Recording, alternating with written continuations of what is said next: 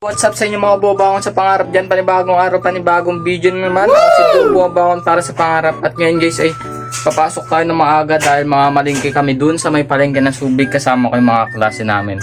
Kasi guys para sa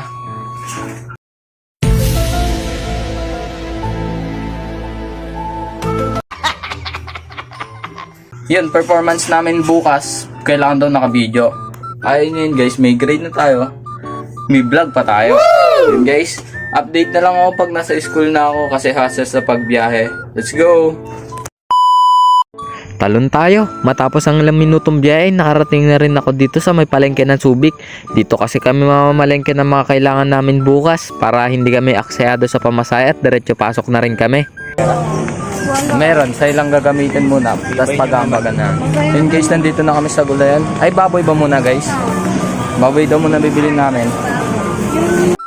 Una nga namin binili dito ay yung baboy para matansya namin kung gaano karami yung kailangan namin para bukas.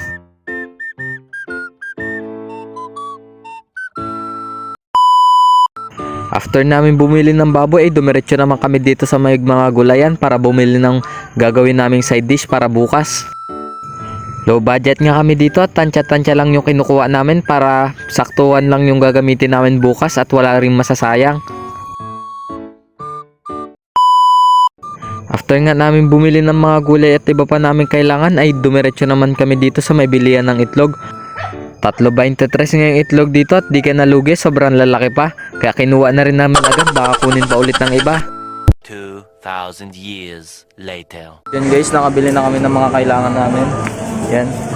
Not bad, ambagan na kami dito guys. Ayun na sila nakaupo na. Pinakwenta nila kung magkano.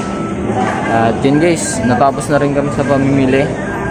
At hanggang dito ang kwento ko ngayong araw. Salamat sa pagsama. Peace out.